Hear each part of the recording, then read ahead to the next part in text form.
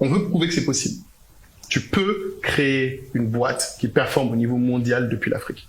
Ça, c'est aussi une grosse conviction que nous on a toujours eue, parce qu'Africa, depuis le début, on est partout dans le monde en termes de vente, mais tant que t'es en France, c'est vu comme étant un peu facile. Oui. Ici, c'est un tout autre challenge, et surtout, c'est une toute autre vision du monde que tu présentes. Chaque fois qu'on a des employés qui nous rejoignent, c'est une façon différente pour eux de travailler. Oui. Et donc, du coup, on se dit, OK, on va en Afrique. Déjà, on va en Afrique francophone. Bon, on aurait pu aller en Afrique anglophone parce que nos plus gros clients étaient souvent dans les pays anglophones, mais on s'est dit, pour le message qu'on veut montrer, pour l'exemple qu'on veut donner, il faut Afrique francophone, parce que c'est là où on est. Le Mali était hors de question, pour moi. Clairement, connexion nulle à chier et très chère.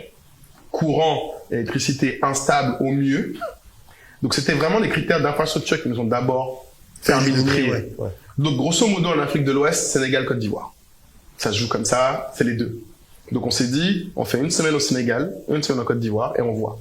Parce que moi, j'étais jamais allé. Kader, mon associé cofondateur, lui, était déjà allé un peu au Sénégal, jamais en Côte d'Ivoire. Luc, notre associé, qui est aussi franco-guinéen, lui, il n'avait jamais mis les pieds en Afrique. Son père était guinéen, mais il a grandi en Nouvelle-Calédonie. Donc, on arrive, on se dit, OK, on va tester et voir de nous-mêmes les pays qui nous parlent le plus. Bon, long story short, la Côte d'Ivoire a gagné pour plusieurs raisons. La principale étant la langue.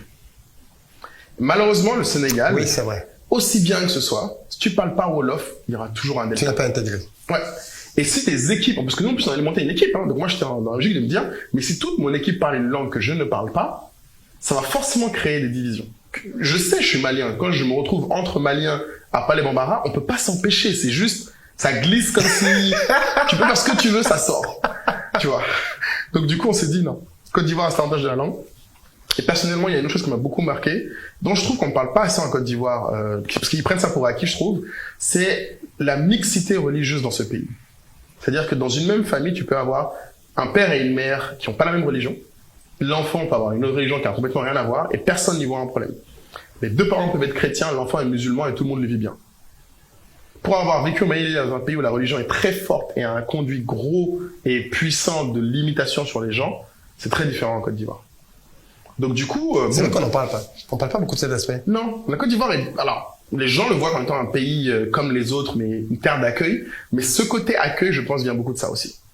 C'est qu'il y a beaucoup moins d'emprise, au moins du religieux dans la sphère privée des gens, dans la façon dont ils interagissent. Après, chacun a bien sûr ses limites et chacun a ses sujets ou avantages liés à sa religion, mais il y a quand même ce truc-là en Côte d'Ivoire qui est fort. Comparé aux autres pays, moi qui ai grandi vraiment dans la région, j'ai fait vraiment le Mali, un peu plus le Sénégal, comme on a dit, le Burkina, ma famille était un peu partout. La Côte d'Ivoire est unique dans cet esprit-là. Donc là, on se motive. Donc on fait une semaine ici, en juillet 2017. Et en septembre, mes deux associés déménagent ici. Moi, je déménage à Paris d'abord pour trouver un appartement à ma mère, parce que ma mère était encore en France à ce moment-là. Et le mois d'après, en octobre, j'atterris à Abidjan. Depuis octobre 2017, je suis résident 100% Ivoirien. Ivoirien. Tu regrettes ton choix ou Absolument pas. Si c'était à refaire? Oh bah j'aurais fait plus vite. Si c'était à refaire, j'aurais fait ça bien avant. Justement, maintenant tu es en Afrique, tu fais du business en Afrique. Est-ce que tu continues de penser qu'on peut bâtir un empire international depuis l'Afrique? Plus que jamais. Alors, il y a beaucoup de limitations qu'il y avait déjà à l'époque qui sont sautées, je pense en capitale notamment, mais ça c'est, je pense que c'est ce dont tu veux discuter plus longuement. En capitale, l'Afrique est l'un des meilleurs endroits maintenant pour lever des fonds à mon humble avis. Parce que il y a quand même beaucoup d'intérêt pour peu de gens qui font des projets de qualité. Ouais, c'est ça aussi. Ce qui est quand même ouf. En Europe, la compétition est quand même beaucoup plus rude, quel que soit le niveau. C'est-à-dire que tu sois noir, blanc, jaune ou violet, c'est chaud de lever des fonds en Europe, beaucoup plus que je trouve lever des fonds en Afrique aujourd'hui, toutes choses égales pareil. Oui. Autre chose qui est super intéressante pour moi en Afrique, c'est que les talents commencent à être pas mal. Je sais qu'on a beaucoup de problèmes, et même nous, on souffre pour recruter. Mais si tu réussis à construire quelque chose où tu as suffisamment d'attraction pour être au-delà des frontières, donc prendre des gens au-delà de ton pays, qui peuvent venir dans un nouveau pays, comme la Côte d'Ivoire a cet avantage. J'en parlais l'autre jour avec d'autres CEO de startups. C'est d'accord. La Côte d'Ivoire, tu peux venir ici, et ça c'est une chose que beaucoup de gens ignorent, tu peux venir ici en tant que touriste et créer ta boîte. Oui. Et avoir une carte de résidence de 5 ans. Oui. Ce qui est dans beaucoup de pays impossible. Impossible, ouais. En Kenya, c'est pas possible. Au Ghana, tu peux toujours te gratter. Au Nigeria, c'est très chaud. Enfin, beaucoup de pays se présentent comme des destinations pour attirer business. Mais en fait, la Côte d'Ivoire, je suis d'accord avec toi. Je suis d'accord. D'une simplicité incroyable. Je suis d'accord. Vraiment incroyable. Très peu de pays en Afrique et même dans le monde, je pense, sont aussi ouverts pour créer un business ici et construire.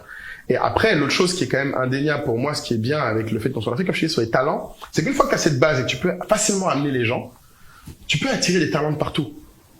Et le cadre qu'on a commence à être extrêmement agréable. C'est-à-dire qu'à Abidjan, toute chose égale par ailleurs, en transport, oui, ok, il y a des embouteillages, les gens crient, mais en Internet, j'ai une fibre fantastique, j'ai du courant quasiment tout le temps, et j'ai toutes les facilités que j'ai en Europe. Il n'y a rien qui me manque de Paris, à part peut-être les kebabs, mais encore j'exagère. Il y en a quelques-uns ici, pas très bons, mais... Pas très bons, mais c'est pas le même truc. Tu sens que les Turcs sont pas encore arrivés, mais les sont pas encore là. Mais c'est tout. À part les kebabs et les boulettes de poulet au japonais, il y a, je crois, rien qui me manque. Non, mais c'est très intéressant. Moi, je voulais justement un peu développer le fait que pourquoi je t'invite, parce que du coup, tu m'as jamais posé la question d'ailleurs. Non. Ça te paraît naturel et évident. Ça vu comment tu m'as